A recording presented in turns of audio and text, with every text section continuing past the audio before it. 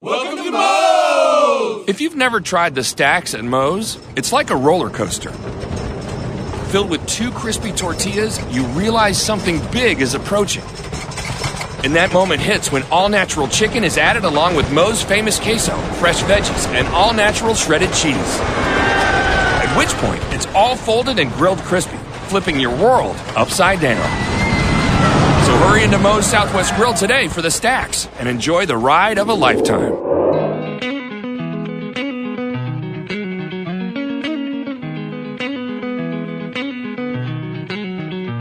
We are in the circle. NorthJerseySports.com's original multimedia series talking all things North Jersey softball. This is Season 2, Episode 4, and it's a madhouse. We have so much to talk about concerning Bergen County softball, Passaic County softball. Marc Aug, our intrepid co-host. What's going on, Augie? Oh, nothing. Busy. Getting busy now, Corey. Absolutely getting busy, and I mentioned you because I know you want to bring Morris County softball into the mix, and we will do that when we unveil our brand new Top 20, and we will talk all about all of these crazy happenings going on with our North Jersey softball insider. He is Richie Ballgame Barton. What's up, Richie B? Not much. Richie Hanson's just hanging out on a side street in a car in Fairlawn like a creep. It's horrible. But hey, you got to give the people in North Jersey the softball coverage they deserve. So here I am. Augie, did he call himself Richie Handsome? Richie Hanson. He must be outside Johnny Haynes waiting for stuff a hot dog down his throat. I'm waiting for them to close. That's when the free hot dogs come out. Come on, we're professional. A little dumpster diving on the menu tonight for Richie Ballgame Barton. Nice. All right, so we got plenty of softball to talk about. We'll do it a little bit later in the show with Demarest head coach Keith Johnson. His team beat Tenafly today 10-0 to lock up sole possession of the Big North Conference American Division title. Was it American or National? National. Whatever. I can't keep those things There's straight. like 37 divisions, I think. Yeah, they're all the four teams in the league, Bring back the NBIL.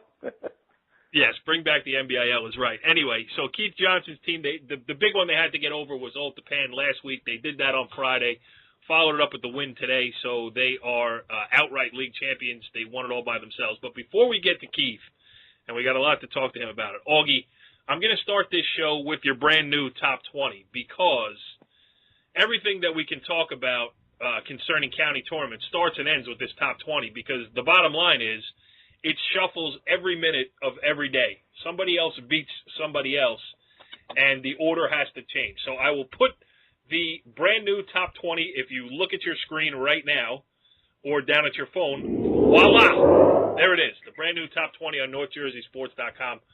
Augie, I noticed that a team not even technically in the coverage area is at the number 1 spot. Well, that's because I told Anthony I never put IHA number 1. So so we put him at number 2, but truthfully, Butler did beat him head-to-head. So right. So basically, I just put the jinx on Butler because whoever ends up number 1 the next week, they lose a game and they're out. Where's Butler again? That's in Morris County. You're the one who broke the story on them back in the day, Richie B. That is true. I got to give myself. And honestly, we almost jinxed them today. They were down 3-0, rallied, scored 2 runs in the 7th, and won 4-3. So yeah, we did our best. Right. We're trying. We did we got the NorthJerseySports.com in the circle jinx in full effect. Sports Illustrated has nothing on us because when you come on the show, you lose at least once the next week going out. So we'll put the stink eye on Keith Johnson a little bit later. But let's go through some of the happenings in Bergen County. I mean, give us some of the breakdown as far as the top 20 is and where the hard part is in all of this. I mean, Demarest is surging. Your top 20 is as of Sunday. So Monday's Demarest win doesn't count in the graphic you're seeing. But they're now 18-2. They're on fire. You got them up to number 5. But give us some of what was the hard part of doing this for you. Oh, it's hard every week because every week within the top 20 they're beating each other, So yep. I did move Highlands up to 3 after they swept a very good Ridgewood team who won again today, beating Indian Hills again on a 2-hit shutout. But Ridgewood's only nemesis is Highlands. They can't beat Highlands. They're 0-2 against Highlands. And another team who's red hot, believe it or not, a smaller school no one's really talking about, who's won 13 in a row since starting the season 0-2, is Glen Rock, 13-2. A perfect segue for Richie Ball Game because Richie saw them last week. Yeah, they're an interesting team because there was a team who did I talk about last week that had like no stars? My memory is shot. It's really terrible. Do you think Augie and I listen when you speak? Yeah. It could have been Richfield, and I put them in, and then they lost 2 games last week. But that maybe it wasn't. Oh, yeah, I do remember that. No, Glen Rock does everything, I want to say, wonderfully average, if that makes any sense. Is that they just don't beat themselves. They don't walk batters. They don't commit errors. They do all the, they'll get a leadoff walk, sack, and a single. I mean, they don't have the big pop. They don't have the overwhelming pitcher. But they're just a solid team from top to bottom. And when you don't beat yourself and you keep yourself in games, especially as, a team that isn't a traditional powerhouse, you gain confidence as you go along, and the stronger teams that you play start to get a little tight. And I think Glen Rock goes into any game right now thinking they could beat anyone. I mean, they could just beat a really good pitcher in Tellefson from Lyndhurst. I mean, I think she's one of the better pitchers in the county. At least one of the hardest throwers in the county. And they beat her 3-1. I think they're going to go into the matchup against Richard thinking, hey, we got as good a shot as anyone to pull an upset. And that's the team they actually lost to, I think, the first game of the season, Ridgewood. Yeah, so it's like a revenge game. Yeah. 8-0, and they're more polished and more confident now. Ridgewood, coming off a tough loss. That's going to be a closer game than people expect. And then you go down the list a little bit. Oh, you got defending county champion Indian Hills in at number 7. And then number 8 is Immaculate Conception, who is pretty much everybody's consensus choice as number 1 in the preseason. Yeah. Well, I bumped Immaculate Conception down because they had a tough loss to West Essex, who Ridgewood and Northern Highlands beat during the year. So it's hard because IC does play such an independent schedule to try to – I'm having, difficulties where I can put them. But when a team like that comes up, like a West Essex, and other teams in our top 20 have played them, that's how I set the bracket as far as, the top 20 as far as that goes. And then I do notice, well, first of all, you're giving both of our co-hosts here seem to have something against Richfield Park. I mean, first, I think, Richie B., you have invited Mook on the show 3 or 4 different times and then have refused to follow through and actually make the call and get him on the show. Is that correct? That's correct. Mookie's my boy, too. Mookie's my guy, and I get frazzled. I get frazzled on Monday. I get frazzled every day. I really am not well organized, and I don't do a lot of things particularly well, like calling friends and getting them on the show. Right. So, Mook, if you are listening to this as the editor and yeah, we'll get you next week. Talk about the Bergen County tournament. And then I noticed that on the fence, you have Richfield Park, Aug, and in the number 20 spot, you have Dumont. Now, if I'm not mistaken, Richfield Park swept Dumont the regular season series and won the outright league title. So what say you there, Marc Aug? Well, I'm going with this. Good for Mook on winning the league title. Hats off to him.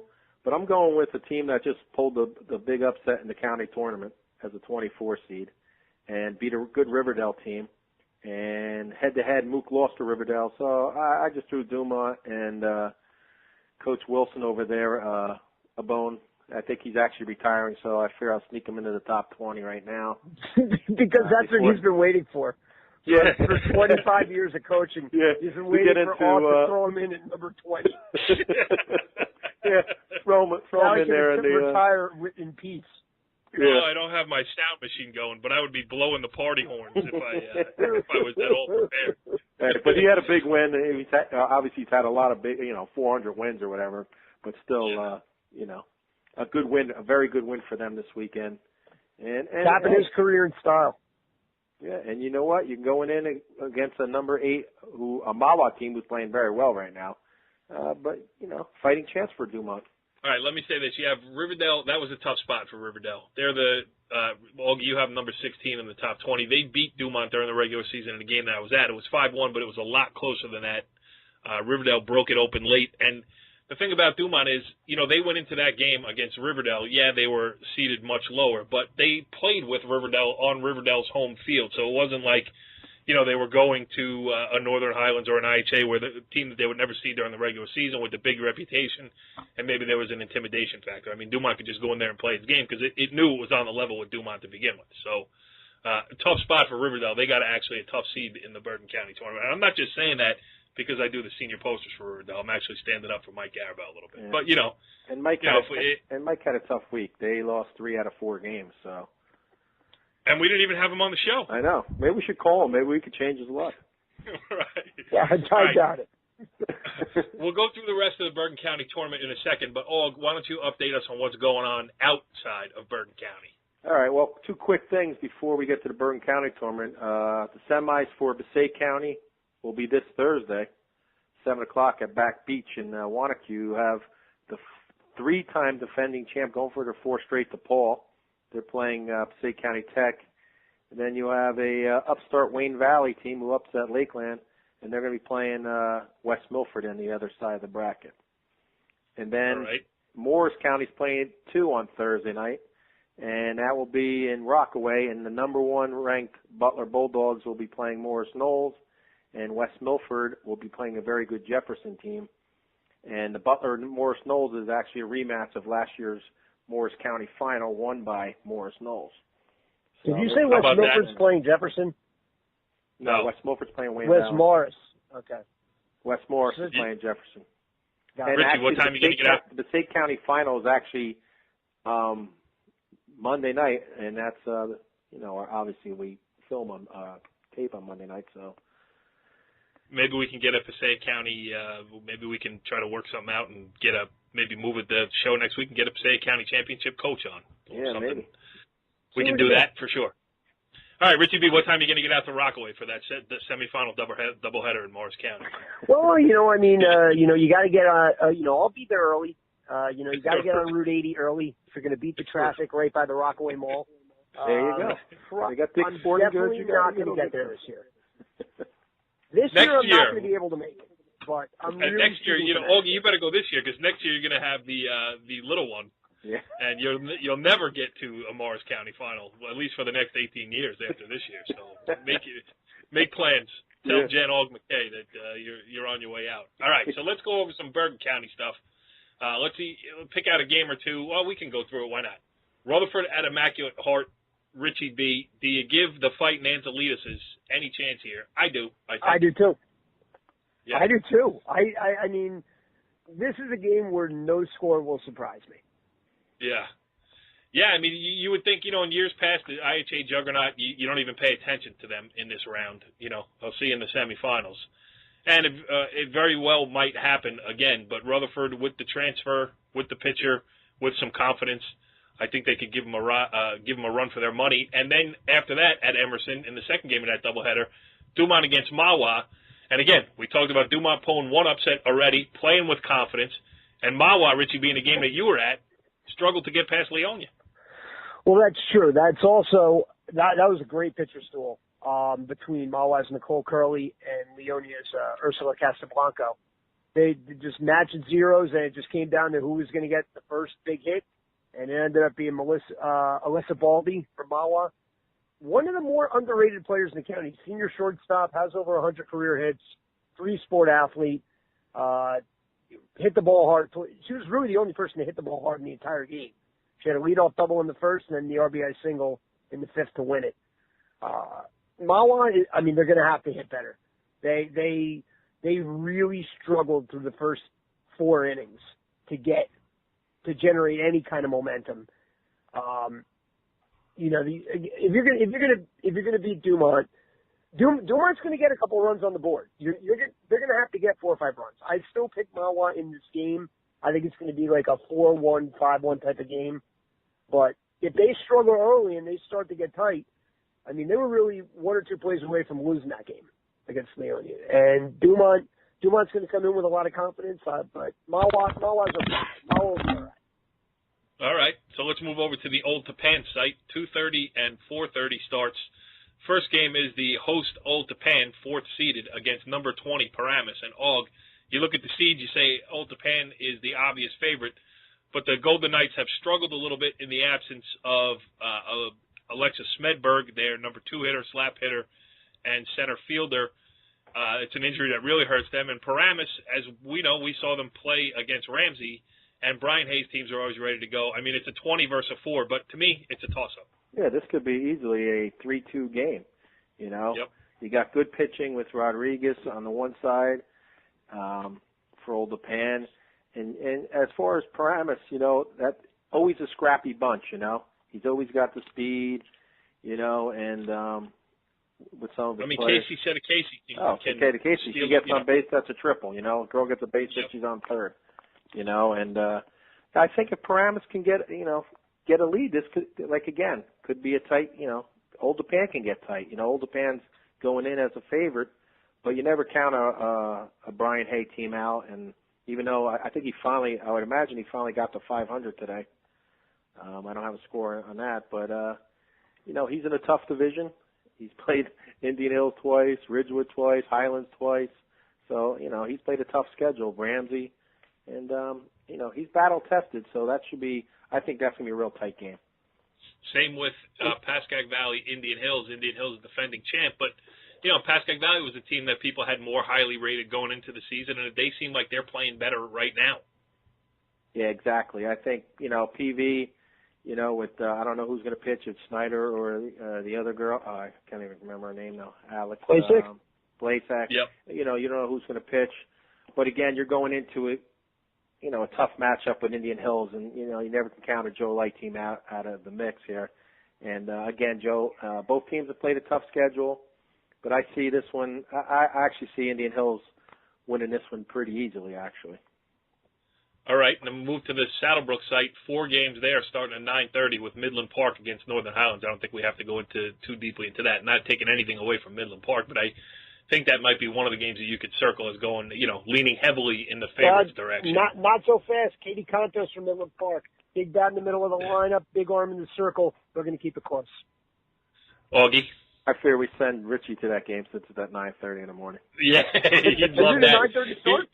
Yeah. It's a 9:30 a.m. start. 9:30 a.m. Richie Barton will be eating steak and eggs and drinking a beer at the closest local watering hole by 11 a.m. Done for the day. All right, and we got Fairlawn against Immaculate Conception. We talked about Immaculate Conception a little bit when we did the top 20s. And Fairlawn, you know, they play the heavily Passaic County schedule, and now they get a chance to show what they can do. I mean, they've had a great season so far. And, you give them a shot against Immaculate Conception? No. Okay.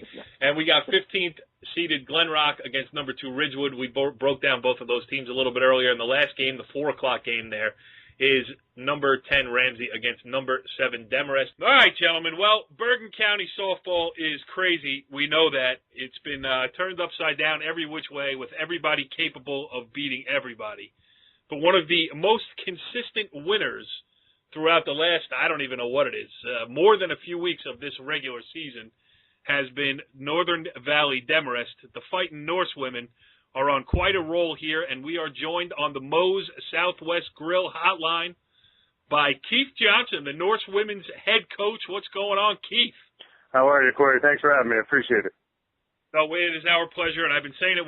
We're going to do it for a long time. But, Augie, before we get started and talk about the role that Demarest has been on, why don't you break the bad news to them? Well, unfortunately, Keith, this is our second year running the show. Every guest, the following week, they've gone on to lose. So I'm not trying to. Hopefully, you'll break the streak. But IHA has been on. He lost 2 in a row. Melissa was on last week. She lost 2 in a row. So I'm not trying including to you. So hopefully you'll be the guy to break the streak. Well, I guess if that's the case, I got a bad connection, guys. I got to go. Well, you've had a lot of good connections during this hot streak that you guys are on. A big 10-0 win over Tenafly today to clinch the outright Big North something division title, because I refuse to get acquainted with the names of these cockamamie divisions in the Big North Conference. But I will tell you one thing. You guys have been playing great, and it had to feel good to close it out today.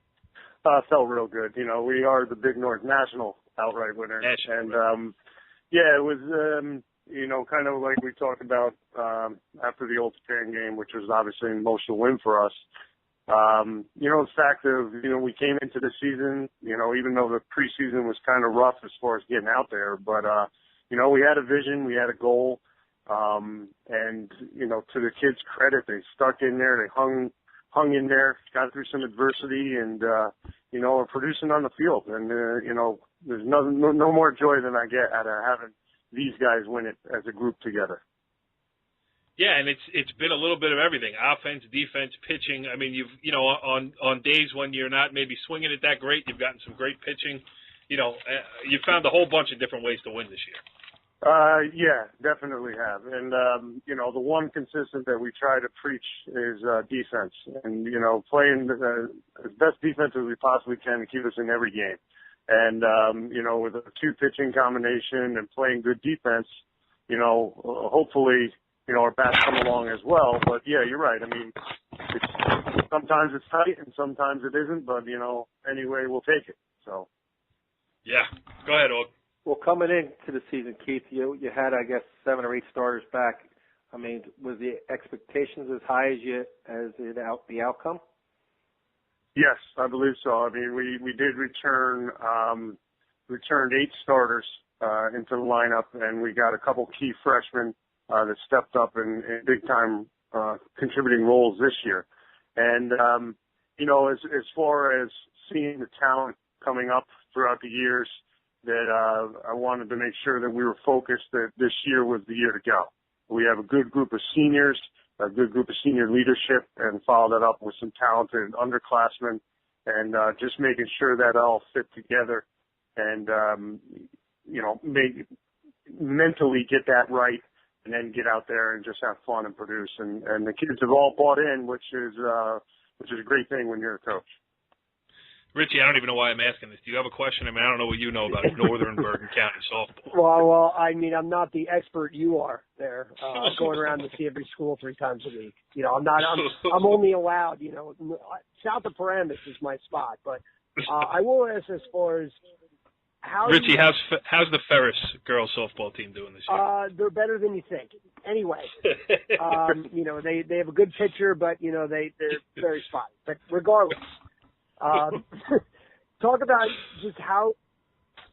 that senior leadership as far as making sure that you don't get complacent, because for the last couple of years you've been the team kind of knocking at the door.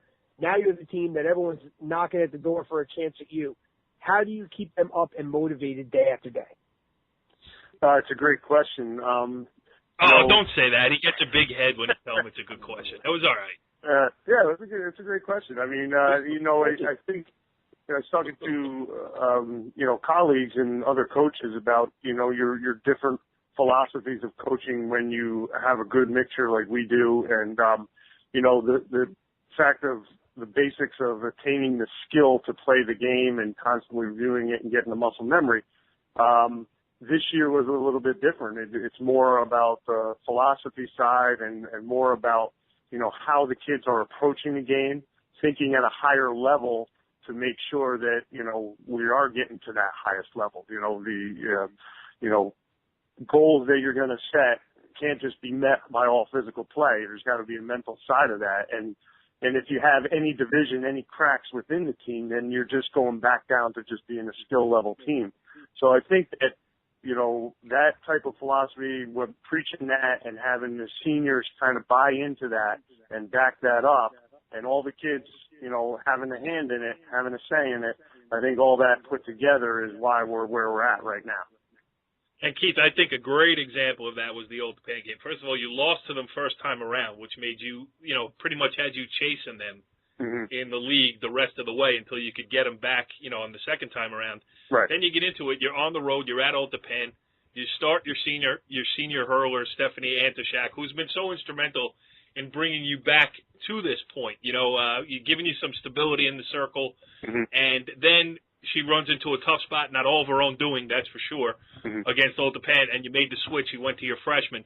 I watched it. We talked about it afterwards, and you mentioned how it was a hard decision for you to make because you like the kid. You like Stephanie Antashak, and she's done a lot for you. Right. And you make the switch to McGrath. And I watched as Antashak came off. She kept her head up. She was cheering for her teammates. Obviously, she was still batting, so she still had a role to play in the game. Right. But, I think that says a lot about the attitude of this team. All right, hey, go in there, freshman, get it done, and I'll root for you the whole way. Right, and that's the makeup of a championship team right there. You know, to have a kid who's a senior to one of the biggest team players that I could see, because as you guys know, she had the ball in the circle every game last year. And for her to step back from her role, but she still plays a significant role, but for her to step back in her role and give the ball to the freshman and not have that affect the team, not have that adversity say to the team, then, this person doesn't like this person and whatever else it may be. And, the kid that can buy in and say, you know what, this is good for the team and this is what's going to help the team win. And I think that, since we have that, like you said, her reaction to it, she stayed in the game. She played a vital role towards the middle of the game with her bat. She had some great at-bats for us that game. And, that's the attitude and the leadership that kids that are freshmen are sitting there and they're looking at them. And they see that type of attitude about team. It's about team. It's about all 12 of us staying together, focus on what we need to do. Because everybody's involved. That's the other thing that we preach. Everybody's involved. You may not be actually in the lineup or on the field, but you play a role to help us. You can call out bunts. You can call out steals. You can do stuff like that, and everybody's got an eye on it. And what's great about being the leader of that is when I'm sitting there and I got the girls that are, keeping the book or doing other things saying, I got the hands for the bunter, you got the runner. I don't even have to say it. They bought in that much to where they know they all play a very big role in why we have any success right now. Go ahead, Og. No, just core. Before I'm ready to move forward though into this weekend. Keith, you've already played Ramsey a couple weeks back. I think you beat him 4-1. Do you think that's an advantage or a disadvantage that now this team knows you, you know them? What's your thoughts on that? Well, we know it's going to be a tough game. I mean, Ramsey's a great program. Chris does a great job up there. And we know we're going to be in a difficult match. The beginning of the game, unfortunately, they had a player go down with an injury. Their third baseman, right out of the first at bat from our girl, got injured and got taken out of that game. Now, if she stays in that game, the lineup changes. It's a different dynamic. So, she's back in the lineup now. She's ready to go. And we know we're going to have our hands full, but, we welcome the talent. I mean, I'll play, I tell the girls, there's no backing down. Bring on the team, bring on the next team, it doesn't really matter, but there's no backing down. Whether we won, lost, it doesn't matter anymore. The focus has to be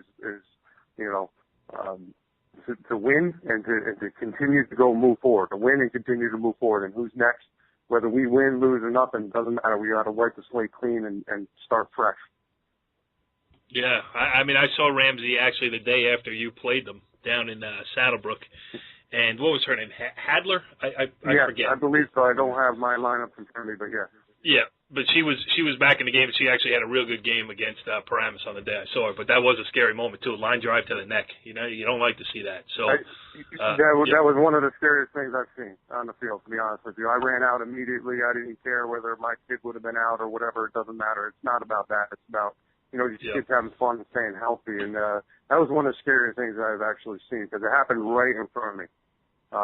But luckily she bounced back and it wasn't that bad. But yeah, if you think about it, the leadoff batter, one of the better players on your team goes down, now you have to replace it with a bench player. That's going to change the dynamic of your lineup. So, I know that when we see Ramsey again, it's going to, they're going to be tough. They're going to be strong. They're going to be ready to go. Well, that might have been one of the scariest things you've ever seen. You've never seen Richie Ballgame Barton at about 9 a.m. on a Sunday morning, Richie. You're right. Sometimes it's tough. You got a question, Richie, or what? No. No. You know what? I do have one question. As a matter of fact, talk about. All right then. Well, I mean, you don't want to look past Ramsey, but let's talk about the tournament as a whole. We touched on it earlier in the show, but talk about how wide open this tournament is and what an opportunity this is for your program. To be honest with you, I've been the head coach now for 10 years. I've been involved in softball now for, I believe it's 15 or 16 years. I've never seen it this diverse ever before, ever in my entire life. You know, you got teams beating up other teams. Every time you open up the paper, I think it's to the point of the season where maybe you're not as shocked when you see some of these scores come in about the parity that is in Bergen County. Now, if you asked me this question, you know, at the end of March, I would have been like, oh, well, you'll see Immaculate Conception, you'll see IHA, and you still may see those teams, but you can also see now teams like Northern Highlands, teams like Old Japan.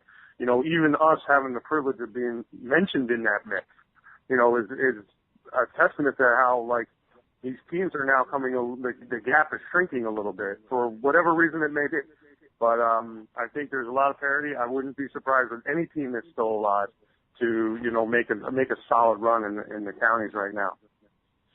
Well, I want to ask you why you think that parity is, but first I just want to say it's different.